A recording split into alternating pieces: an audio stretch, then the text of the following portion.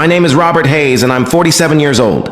Life has taught me more lessons than I ever expected to learn, especially about what truly matters. 5 years ago, my world turned upside down when my wife Jennifer left me. We'd been married for 8 years, and I thought we were building something solid together. But she wanted a different life, one without the responsibilities of family. When she walked out that door, she didn't just leave me. She left our 3 beautiful daughters, Emma, Lily, and Sophie. They were only 3 years old then, triplets with matching blonde curls and eyes full of questions I didn't know how to answer. Those first months were the hardest of my life. I worked as a high school history teacher, a job I loved but one that barely covered our expenses. Suddenly, I was washing tiny dresses at midnight, learning to braid hair through tutorial videos, and figuring out how to make 3 packed lunches before dawn.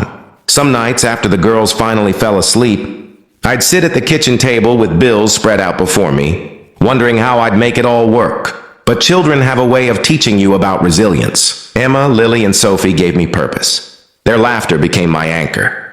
Their small victories, like tying their own shoes or reading their first words, reminded me that beauty exists even in difficult circumstances. The community around us helped more than they'll ever know.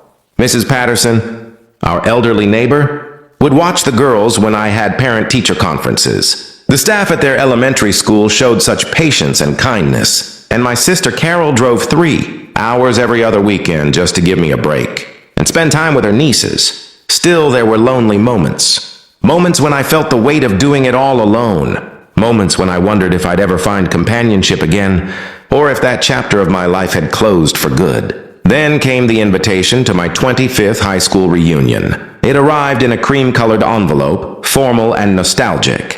Part of me wanted to throw it away. What would I say to people I hadn't seen in decades? How would I explain my life? But the girls found it on the counter and got excited about the idea of me going to a party. Emma said I deserved to have fun. How could I argue with that wisdom from an 8-year-old? So I accepted. I borrowed a decent suit from my brother-in-law and arranged for Carol to stay with the girls that Saturday evening. As I drove to the hotel where the reunion was being held, my hands gripped the steering wheel a little too tightly. The venue was beautiful, all warm lighting and elegant decorations. Through the windows, I could see well-dressed people already mingling inside. I almost turned the car around, but something made me park and walk through those doors. The ballroom was exactly as you'd imagine, round tables with white linens, a bar in the corner, music playing softly in the background. Name tags were arranged alphabetically on a table near the entrance. I found mine and stuck it to my lapel, feeling oddly like a student again. That's when I saw her, Jennifer, my ex-wife, standing near the center of the room in a dress that probably cost more than my monthly salary. She looked different, polished in a way she never had when we were together. And beside her stood a man in an expensive suit, his hand resting possessively on her back. My stomach tightened, but I told myself I could handle this. I was here to reconnect with old friends, to remember who I was before life got complicated. I could be civil. I made my way to the bar and ordered a soda. I'd stopped drinking years ago, needing to stay sharp for the girls. As I waited, someone clapped me on the shoulder. It was David Morrison, who'd sat behind me in chemistry class. We talked for a while about jobs and families, and it felt good to laugh about old times. But then Jennifer spotted me. I watched her whisper something to the man beside her, and they both looked my way. She started walking toward me, and I braced myself. "Robert," she said, her voice carrying that same tone I remembered, the one that could cut without raising volume. "I didn't expect to see you here." "It's my reunion too," I replied evenly. "How have you been, Jennifer?" "Wonderful, actually." She gestured to the man who'd followed her over. "This is Gregory Ashton, my fiancé." Gregory extended his hand, and I shook it. His grip was firm, almost aggressive. "Nice to meet you," I said. Jennifer's eyes gleamed with something.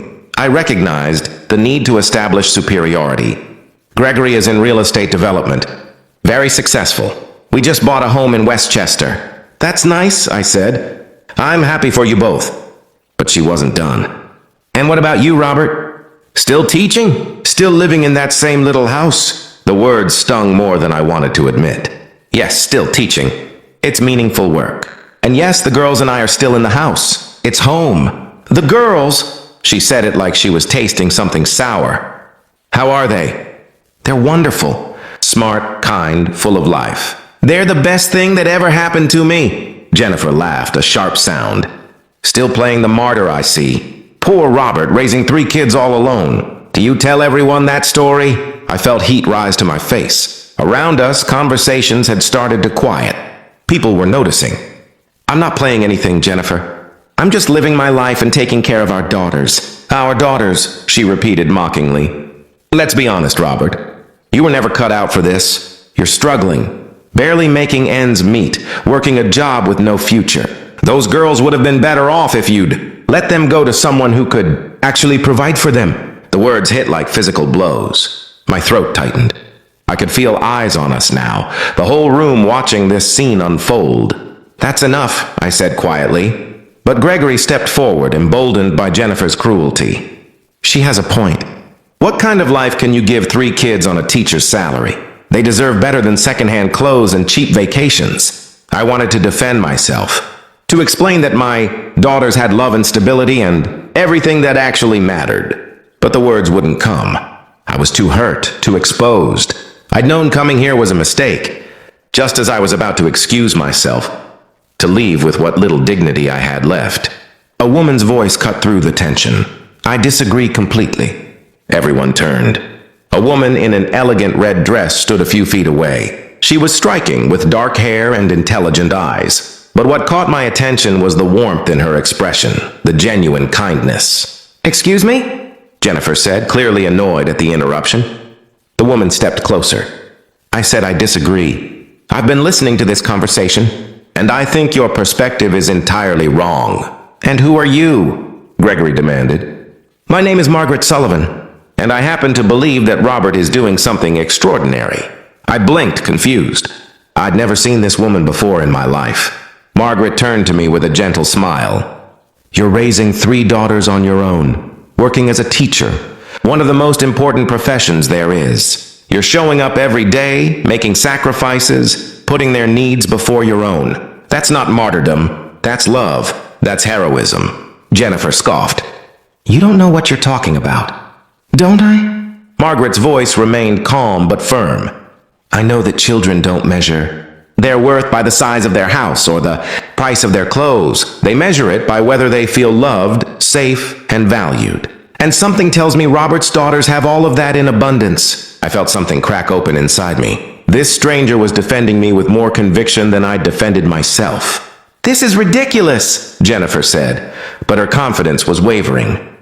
Margaret continued, addressing the small crowd that had gathered.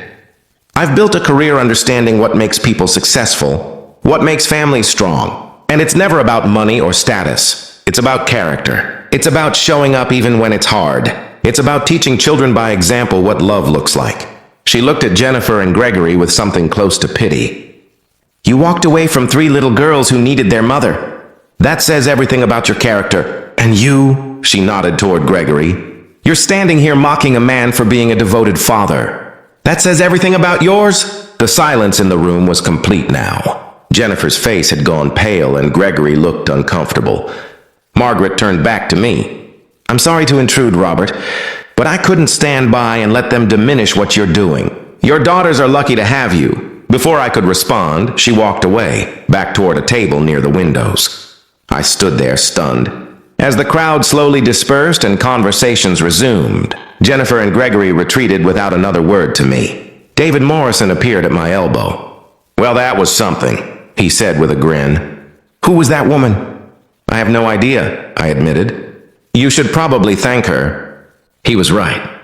I made my way across the room to where Margaret sat alone at a table, looking out at the city lights through the tall windows. As I approached, she glanced up and smiled.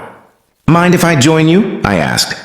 Please do. I sat down, suddenly nervous. Thank you. For what you said back there, you didn't have to do that. Yes, I did, she said simply. I can't stand bullies. And I especially can't stand people who mock others for being good parents. Still, you don't even know me. She tilted her head, studying me.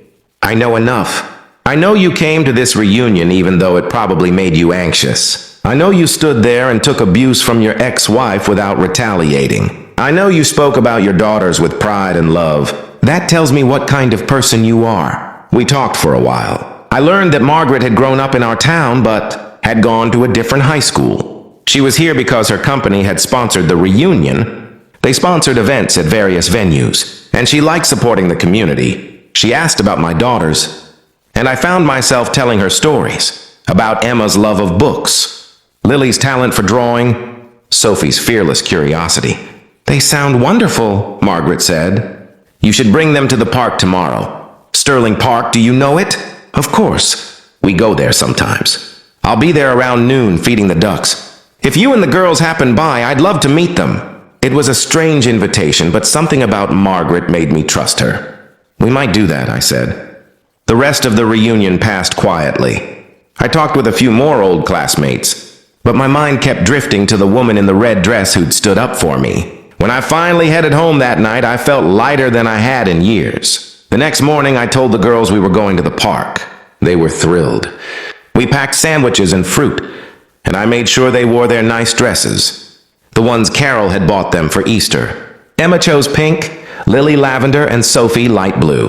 The park was beautiful that Sunday. Families spread out on blankets, children played on swings, and the pond sparkled in the afternoon sun. We found Margaret right where she said she'd be, sitting on a bench near the water with a bag of breadcrumbs. Mr. Hayes, she called out with a warm smile. And these must be your daughters. The girls were shy at first, hiding behind my legs. But Margaret had a gift with children. She invited them to help feed the ducks. And soon they were giggling and tossing bread into the water, delighted when the ducks came waddling over. They're beautiful, Margaret said to me. You should be very proud.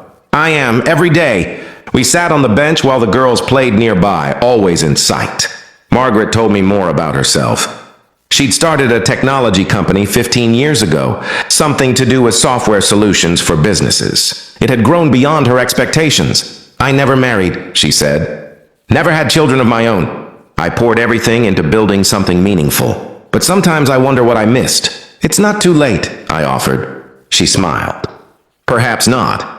But watching you with your daughters, seeing that bond, it reminds me what really matters. Over the next few weeks, Margaret became part of our lives in the most natural way. She'd stop by the park when we were there, always with some small gift for the girls. A book, a box of colored pencils, a kite. She joined us for pizza one evening and the girls adored her. She listened to their stories with genuine interest and treated them with respect, never talking down to them. One evening, after the girls had gone to bed, Margaret and I sat on my front porch with cups of tea. The neighborhood was quiet.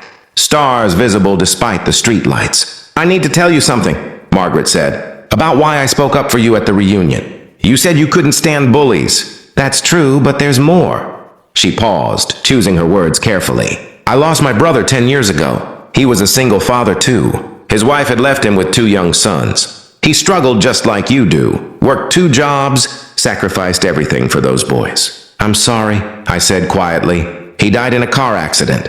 Exhausted from working so hard, he fell asleep at the wheel. Her voice was steady, but I could hear the pain beneath it. After he died, I raised his sons. They're grown now, successful young men, and raising them taught me what my brother had known all along, that being a parent is the most important work anyone can do. Margaret, when I saw your ex-wife mocking you for being devoted to your daughters, I saw every person who'd ever looked down on my brother for struggling. I couldn't stay silent. I reached over and squeezed her hand. Your brother was lucky to have you, and your daughters are lucky to have you. We sat in comfortable silence for a while. Then Margaret said, I have a proposition for you. My company has a foundation. We provide educational grants and support programs for families. I'd like to set up a trust fund for Emma, Lily, and Sophie for their college education. I started to protest. Margaret, I can't accept that. It's too much. It's not charity, Robert. It's an investment in 3 bright young girls who deserve every opportunity. Please, let me do this. It would honor my brother's memory. The sincerity in her eyes made it impossible to refuse. They'll write you thank you notes, I said, my voice thick with emotion. I'd expect nothing less. That autumn, Margaret became more than a friend. We fell in love slowly, carefully, both of us aware of the precious cargo we carried, my daughter's hearts, and our own carefully guarded ones. She understood that the girls came first, and she never tried to replace their mother. Instead, she became something different. A mentor, a friend, someone who showed them what strong, kind women could be. One evening, almost a year after the reunion, Margaret and I took the girls to an upscale restaurant to celebrate. Emma's good report card. We were all dressed nicely. The girls in new dresses Margaret had bought them, discussing what to order, when I noticed Jennifer and Gregory across the room. They noticed us too. I watched Jennifer's expression change as she took in Margaret, clearly recognizing her from the reunion. Then she saw the girls, healthy and happy and loved, and something flickered in her eyes. Regret, maybe, or just surprise that we'd all turned out fine without her. Emma noticed me looking. "Who's that, Daddy?" "Nobody important, sweetheart." Margaret reached across the table and took my hand. "Just some people from a long time ago? We didn't approach them and they didn't approach us." There was nothing left to say. Jennifer had made her choices and I'd made mine. Looking at my 3 daughters, at the woman I loved who loved them just as fiercely, I knew which of us had chosen wisely. Later that year, Margaret and I were married in a small ceremony at the same park where we'd fed ducks that first Sunday. Emma, Lily, and Sophie served as flower girls, beaming in their matching dresses. As I watched Margaret promise to love and support not just me but our daughters, I thought about the reunion, about how one moment of cruelty had led to this moment of joy. Life has a way of surprising you. The love I thought I'd lost forever had returned in a form I never expected. Margaret didn't just accept my circumstances, she embraced them. She showed my daughters that families come in all forms, that love is about choice and commitment, not biology. Now, when people ask about my life, I don't talk about struggle or sacrifice. I talk about 3 remarkable young women growing up strong and confident. I talk about meaningful work that shapes young minds. I talk about a partner who sees me clearly and loves what she sees. I talk about being grateful for every moment, even the difficult ones that led me here. The other day, Sophie asked me about